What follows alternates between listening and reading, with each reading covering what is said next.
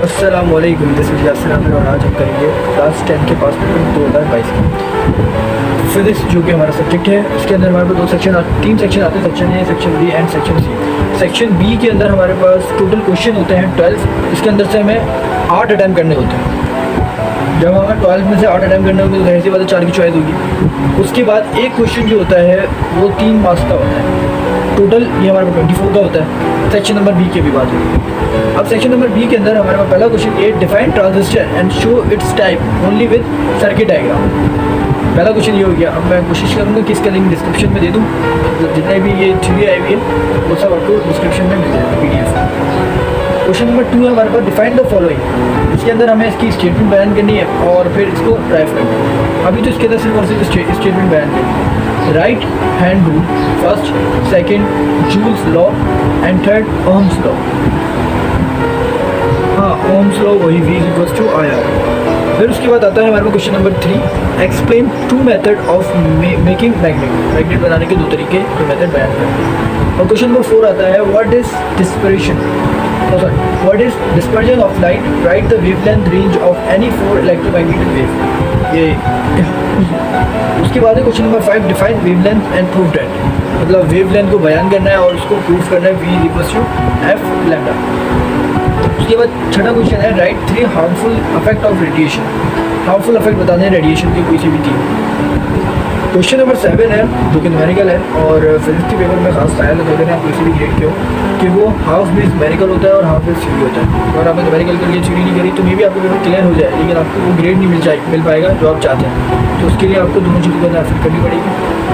पहला क्वेश्चन ये है न्यूमेरिकल का, a load of 500 Newton is lifted through 25 centimetre vertical upward by applying an effort of 100 Newton up to 5 meter on a pulley system.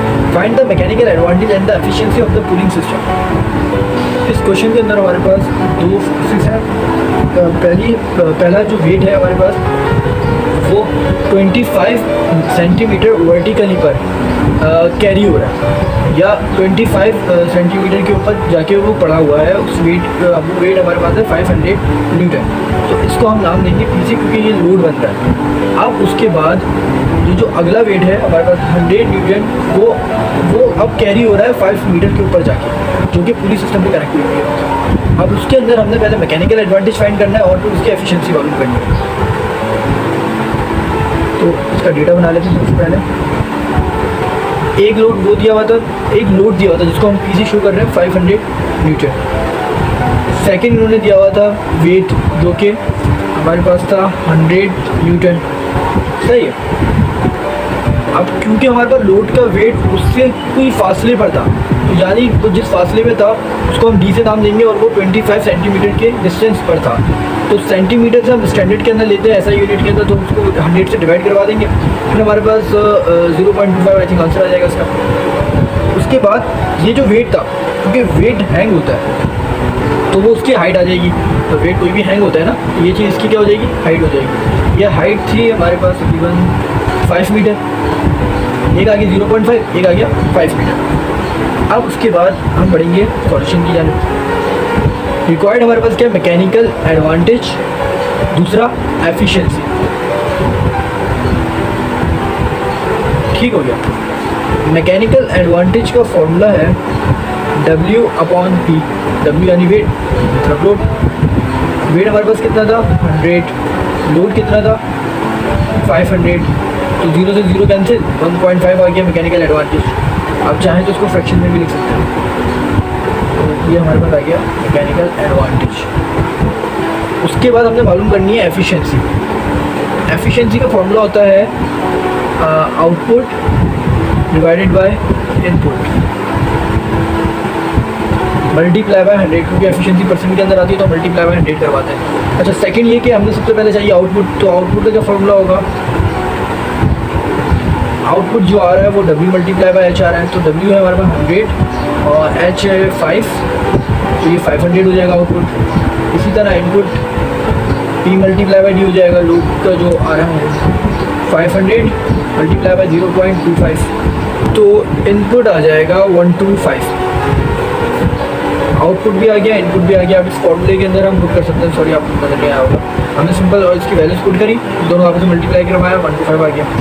Efficiency के फॉर्मूले के अंदर put कर देंगे 500 डिवाइडेड बाय 125 मल्टीप्लाई बाय 100, तो ये आंसर आ जाएगा।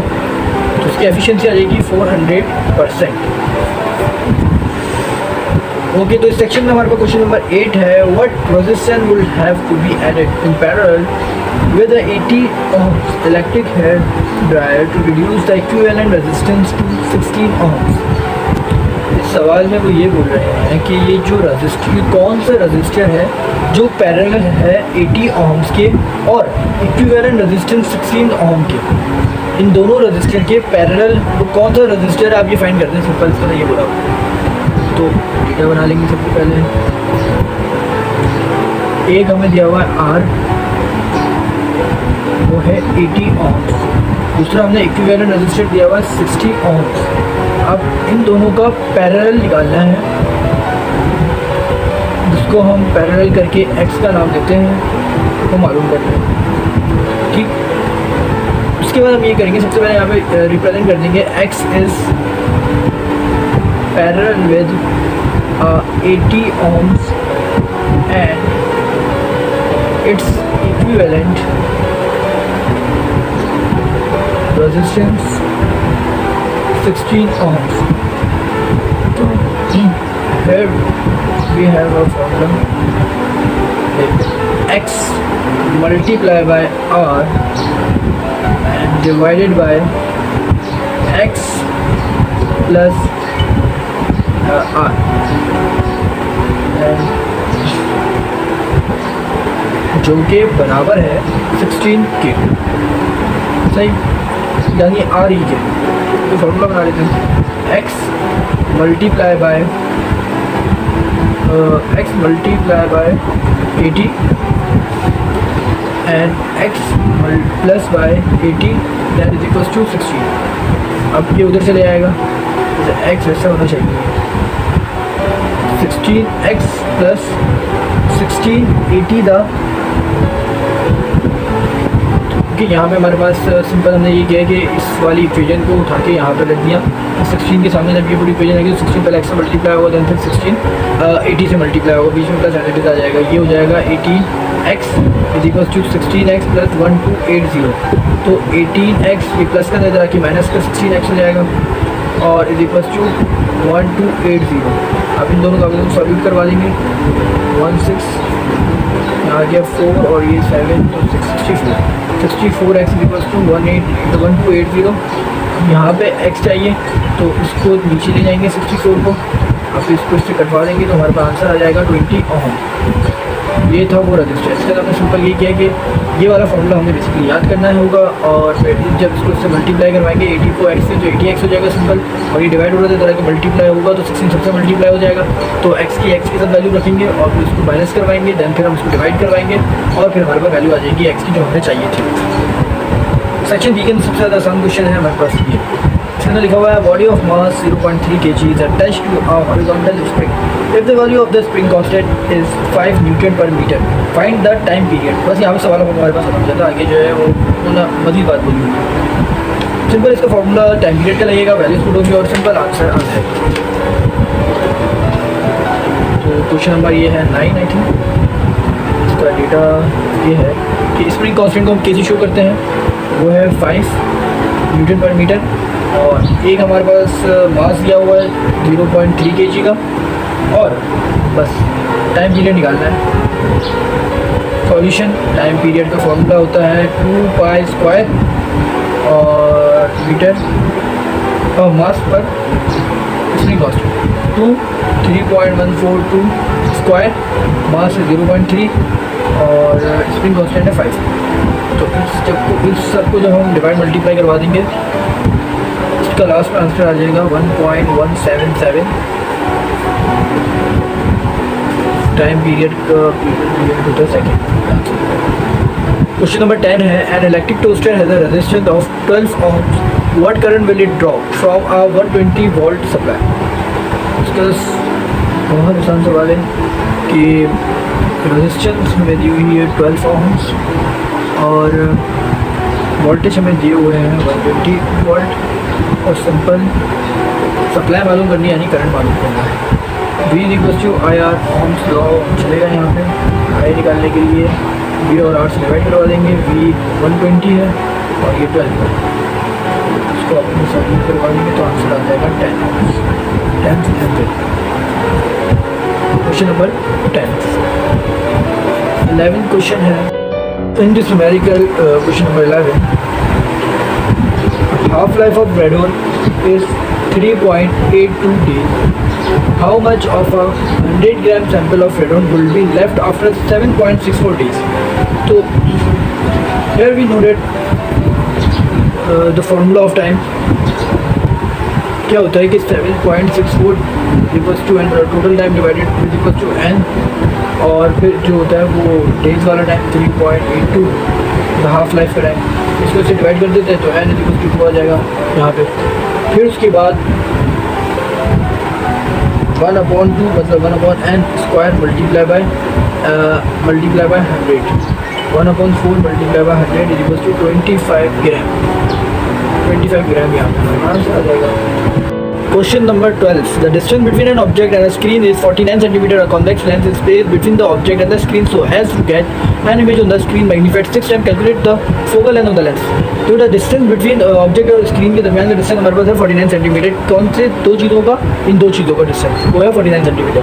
उसके आगे बात की जा रही है कि जो उसकी जो मैग्नीफिकेशन है वो 6 टाइम्स है, बड़ी है। ओके, हमने फोकल लेंथ मालूम करनी है। क्लियर। सबसे पहले उसकी मैग्नीफिकेशन की बात करते हैं, वो थी P/Q, वो 6 टाइम थी, तो इसको सिंपल हम कर लेंगे P/Q, P is equals to 6Q, ये आ गई। और उन्होंने बोला था फर्स्ट कंडीशन तो ये हो गई फर्स्ट कंडीशन। सेकंड कंडीशन में उन्होंने बोला था कि आपके जो दो डिस्टेंस बराबर है 49 सेंटीमीटर के, तो P हमारे पास 6Q था और ये Q था इज इक्वल्स टू 49। दोनों को सम कर लेंगे 7Q 49, ये इससे कैंसिल हो जाएगा, Q इक्वल टू 7 आ जाएगा। अब हमें चाहिए P चाहिए था, P6 मल्टीप्लाई बाय 7 और वाली इक्वेशन को हमने यूज़ किया। अगर हम इसको इक्वेशन 1 का नाम दे दें, यहाँ पे एम्प्लॉयज़ करते हैं इक्वेशन नंबर 1, तो ये आ जाएगा 6 7 42 सेंटीमीटर। अब फोकल लेंथ का फॉर्मूला होता है कि सबसे पहले बड़ी आती है, फिर उसके बाद छोटी वाली आती है। लेकिन यहाँ मैं एक चीज़ बता दूँ कि ये क्यों आपके पास नेगेटिव होगा, because it is a sign connection. Sign connection की वजह से ये नेगेटिव होगा। अब नेगेटिव आ जाएगा तो ये माइनस माइनस हो जाएगा प्लस 142 प्लस 7। जब जो भी ऐसी चीज़ हो तो उसको इस तरह से कर लिया करें 742 प्लस 7, तो यहाँ पे आंसर आ जाएगा। यहाँ पे मैंने सिर्फ और सिर्फ सिंपल LCM मेथड अप्लाई किया है। इन दोनों को मल्टीप्लाई करेंगे 294 आ जाएगा, इन दोनों का आपस में प्लस करेंगे 49 आ जाएगा, इन दोनों का आपस में डिवाइड तो ये 6 सेंटीमीटर की हमारे पास आ जाएगी फोकल लेंथ। यहाँ पे होता है हमारे उसकी सेक्शन नंबर C का इख्तिताम और सेक्शन नंबर B का इख्तिताम, और सेक्शन नंबर C उसके बाद शुरू होता है, जिसके अंदर हमारे पास 3 सवाल होते हैं टोटल, और जिसमें से 2 करने होते हैं। तो 3 में 2 करने होंगे तो ऐसी बात है कि चॉइस होगी। ये टोटल 12 मार्क्स का सेक्शन होता है, सिर्फ और सिर्फ सेक्शन B की बात होगी, और जिसमें से एक क्वेश्चन 6 मार्क्स का होता है। पहला क्वेश्चन आता है define nuclear fusion and fusion, write down it chemical equation and draw diagram of chain reaction. और दूसरा क्वेश्चन है write any 3 rule for formation of image by a concave mirror with ray diagram, also write the nature and position of image by a concave mirror when an object is placed between focus and pole. तो ये सब question मैं आपको description में PDF दूंगा, उसके अंदर से आप वहाँ से लीजिए। क्वेश्चन नंबर 3 है write down the construction and working of an electric bell with diagram. ये था हमारे पास 2022 के पास पेपर्स का फिजिक्स का क्लास 10 का पेपर। Thank you for listening me. Okay, अल्लाह हाफ़िज़।